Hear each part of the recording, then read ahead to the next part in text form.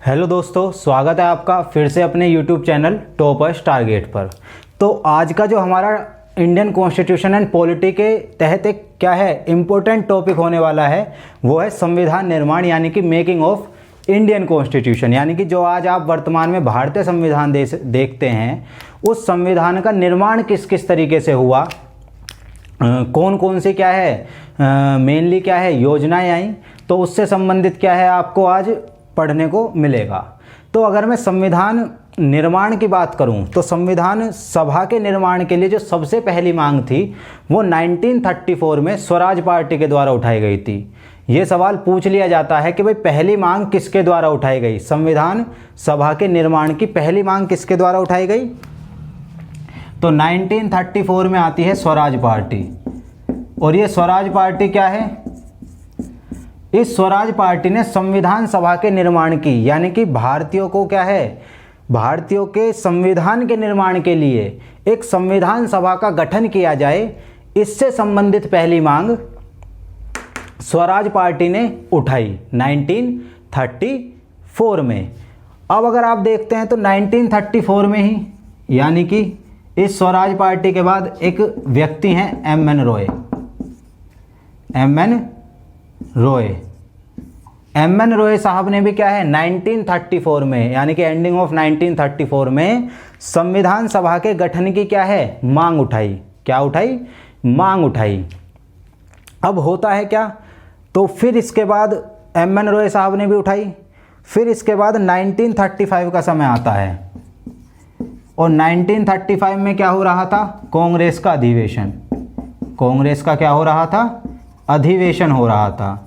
और इस अधिवेशन में ही जो पंडित जवाहरलाल नेहरू थे उन्होंने क्या है संविधान सभा के गठन की क्या है कांग्रेस के मंच से क्या है मांग उठाई कि भारत के लिए क्या है एक संविधान बनाया जाए, और उस संविधान निर्माण के लिए क्या है जो ब्रिटिश सरकार है वो क्या है संविधान सभा का गठन करे। इन सब के बाद हुआ क्या कि 1939 के आसपास क्या है आपका वर्ल्ड वॉर 2 क्या हो चुका था, शुरू हो चुका था। तो परिस्थितियाँ क्या है चेंज हुई। अंग्रेजों ने भी क्या है परिस्थितियों को भापा और भारतीयों को शामिल करने के लिए बेसिकली क्या कहा कि भाई हम क्या है संविधान सभा का क्या है निर्माण करेंगे। क्या कहा कि भाई हम संविधान सभा का क्या करेंगे, निर्माण करेंगे। और किस योजना के तहत करेंगे, तो आपका आया था क्रिप्स मिशन। जो आपका क्रिप्स मिशन है ये आया था आपका 1942 में। 1942 में क्या आया था, क्रिप्स मिशन आया था। और इस क्रिप्स मिशन के तहत क्या कहा गया था कि भाई हम क्या है संविधान सभा का निर्माण करेंगे ताकि भारतीयों को क्या है एक संविधान दिया जा सके। लेकिन इस संविधान सभा का निर्माण क्या है द्वितीय विश्व युद्ध खत्म होने के बाद किया जाएगा। किसके बाद किया जाएगा, द्वितीय विश्व युद्ध खत्म होने के बाद किया जाएगा। तो बेसिकली इस क्रिप्स मिशन का क्या है काफ़ी विरोध आपको देखने को मिलेगा, काफ़ी विरोध हुआ, जिसके बाद क्या है इस मिशन की क्या है बात क्या है अप्रासंगिक होगी, यानी कि इसकी बात क्या है भारतीयों ने नहीं मानी और इसका काफ़ी क्या है विरोध हुआ। वहीं क्या हुआ कि अक्टूबर 1943 में आपके क्या है नए गवर्नर जनरल आए या वायसराय आए आपके वेवल साहब। कौन आ गए, वेवल साहब। कब आ रहे हैं 1943 में, कौन आ रहे हैं, वेवल साहब। अब वेवल साहब क्या करते हैं, ये भारतीय प्रशासन से संबंधित जितने भी मुद्दे हैं उन मुद्दों को डिस्कस करने के लिए 1945 में चले जाते हैं आपके लंदन में। कहाँ चले जाते हैं, लंदन में। और लंदन से आकर क्या देते हैं, वेवल योजना। क्या दे देते हैं, ये भी 1945 में ही क्या दे देते हैं, वेवल योजना। और इस वेवल योजना में क्या कहा गया, इस वेवल योजना में कहा गया कि जो गवर्नर जनरल है, जो वायसराय है, जो गवर्नर जनरल है, इस गवर्नर जनरल की जो कार्यकारी परिषद है उस कार्यकारी परिषद में क्या है 50% तो क्या हों हिंदू हों, 50% मुस्लिम हों यानी कि भारतीय हों। सिर्फ कमांडर इन चीफ और गवर्नर जनरल, यानी कि आप समझिए वायसराय गवर्नर जनरल की क्या होती थी, एक कार्यकारी परिषद होती थी। तो इसने कहा कि भाई जो कार्यकारी परिषद है उसमें सभी भारतीय हों, कमांडर इन चीफ और वायसराय को छोड़कर सभी जो पद हैं वो भारतीयों को दिए जाएं, और इन पदों में क्या है 50% मुस्लिमों को दिए जाएं, 50% क्या है हिंदुओं को दिए जाएं।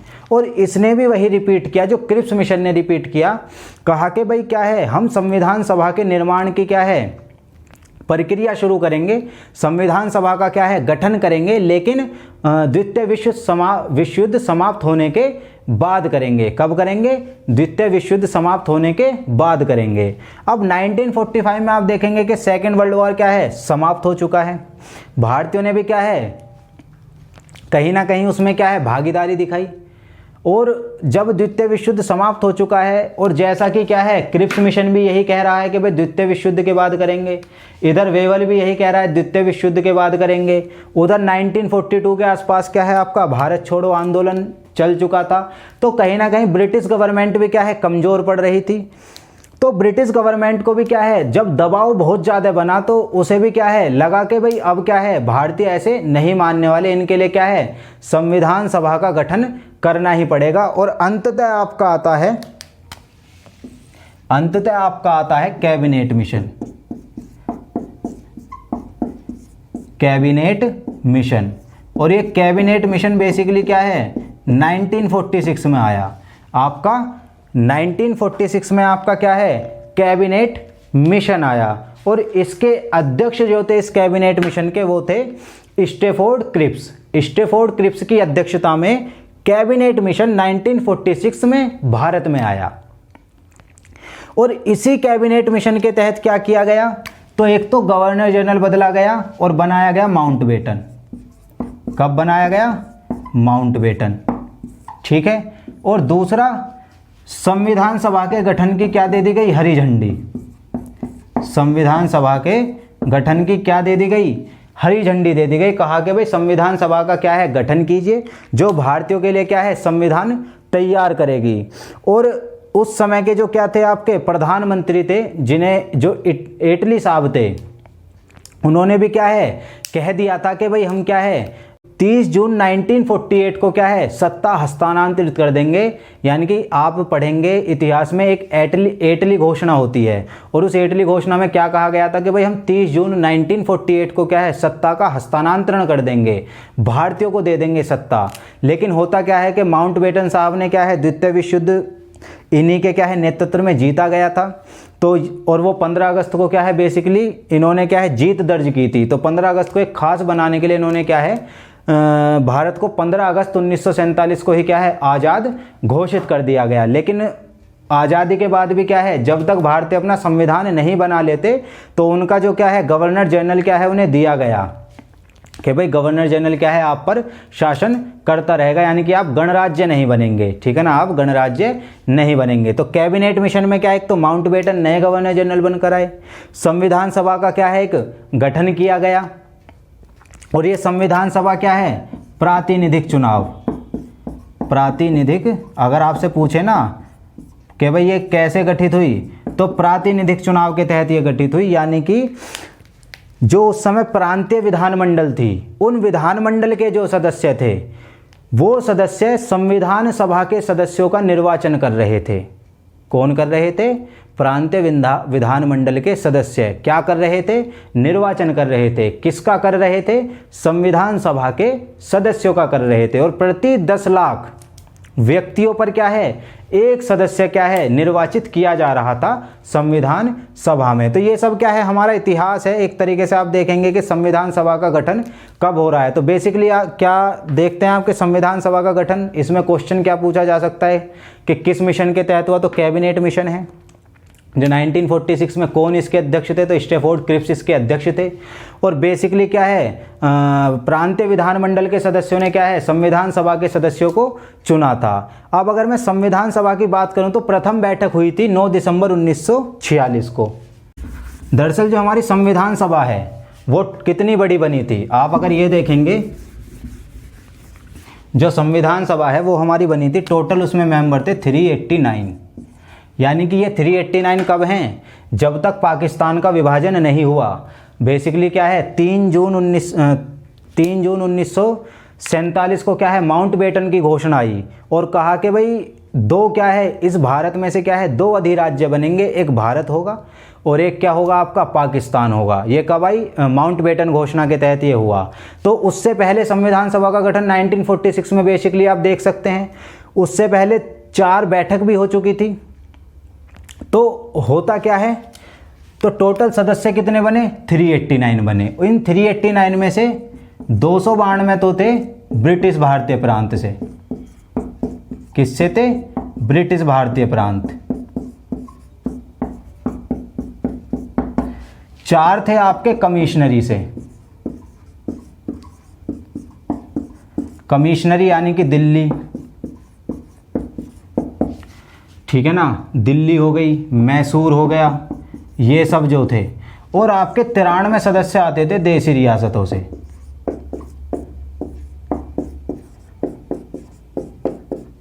93 सदस्य थे देशी रियासतों से। इनका निर्वाचन नहीं होगा, ये क्या है, वहाँ का जो रियासत का राजा होगा वही क्या है, चुनेगा और क्या है, भेज दिया जाएगा। ये जो राजा चुन लेगा उसे क्या है, संविधान सभा में भेज दिया जाएगा कि भाई तू बना ले। बाकी इन दोनों पदों के लिए, इनके लिए क्या होगा, निर्वाचन होगा, यानी कि टोटल 296 पोस्टों पर क्या होगा, आपका चुनाव होगा। अब होता क्या है कि चुनाव होता है, और चुनाव में क्या होता है कि कांग्रेस जो थी उस समय, उस कांग्रेस को मिल जाता है बहुमत। क्या मिल जाता है, बहुमत मिल जाता है। आप देखेंगे कि कांग्रेस को लगभग कितनी, तो आप देखेंगे 7, 16, 23 यानी कि 223-24 के आसपास सीट मिलती हैं जो बहुमत था। और मुस्लिम लीग को मिलती हैं कुल 73 सीट। किसे, मुस्लिम लीग, उसको मिलती है केवल 73 सीट। और मोहम्मद जिन्ना क्या थे उस समय, मुस्लिम लीग के कर्ता धर्ता थे। तो अब जब बहुमत मिल जाता है कांग्रेसियों को, तो होता क्या है कि जिन्ना साहब क्या कर देते हैं, इस संविधान सभा का बहिष्कार कर देते हैं। और संविधान सभा के बहिष्कार के रूप में क्या करते हैं कि 16 अगस्त 1946 को क्या बनाते हैं, प्रत्यक्ष कार्रवाई दिवस। प्रत्यक्ष कार्रवाई दिवस कई बार पूछ लिया जाता है कि प्रत्यक्ष कार्रवाई दिवस कब मनाया गया, तो 16 अगस्त 1946 को प्रत्यक्ष कार्रवाई दिवस मोहम्मद अली जिन्ना जी के क्या है द्वारा बनाया गया था। और इसी दिन को 16 अगस्त को ही क्या है, काला दिवस दिन के रूप में क्या है, मौलाना अबुल कलाम आज़ाद थे जो हमारे पहले शिक्षा मंत्री थे, उनके द्वारा क्या है, इसी दिवस को काला दिवस के रूप में मनाया गया था मौलाना अबुल कलाम आज़ाद ने। प्रत्यक्ष कार्रवाई दिवस यानी कि एक तरीके से अगर हम कहें तो सीधा मार धाड़ करो, ठीक है ना। तो होता क्या है कि बेसिकली ये अगर मुस्लिम लीग को बहुमत मिल जाता है यहाँ, या कुछ ज़्यादा सीटें मिलती और, तो वो बेसिकली बहिष्कार नहीं करती। लेकिन क्या हुआ, यहाँ पर उन्होंने क्या किया, बहिष्कार किया। और मोहम्मद अली जिन्ना साहब बढ़ गए किसके लिए, कि भैया हमें तो क्या है, नया क्या चाहिए, देश चाहिए, हमें मतलब नहीं है इससे। तो फिर उसके बाद आप देखेंगे कि 1947 में क्या होता है, माउंटबेटन घोषणा करता है। और उस घोषणा के बाद क्या है, 2 अधिराज्यों का निर्माण होता है, एक भारत है और एक पाकिस्तान है, ठीक है ना। तो इसके बाद जो ये सदस्य हैं ये भी कम हो जाते हैं, ये रह जाते हैं कुल 299। कितने रह जाते हैं आपके, 299, ठीक है ना। तो ये क्या है, संविधान सभा का है। अब संविधान सभा की पहली बैठक कब हुई, अगर आप ये देखेंगे, क्या देखेंगे, पहली बैठक, तो पहली बैठक हुई थी आपकी 9 दिसंबर 1946 को।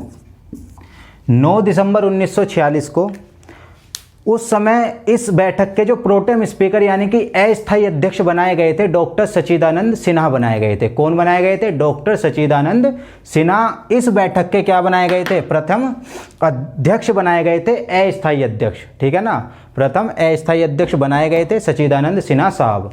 11 दिसंबर 1946 को दूसरी बैठक होती है जिसमें डॉक्टर राजेंद्र प्रसाद को क्या है, चुन लिया जाता है अध्यक्ष के तौर पर। और 13 दिसंबर 1946 को इसकी तीसरी बैठक होती है। और इस बैठक में क्या है, पंडित नेहरू क्या लाते हैं, उद्देश्य प्रस्ताव लाते हैं। क्या लाते हैं, उद्देश्य प्रस्ताव, जो आगे चलकर क्या बनेगी आपकी उद्देशिका बनेगी। तो ये बेसिकली क्या है, बैठकें हैं।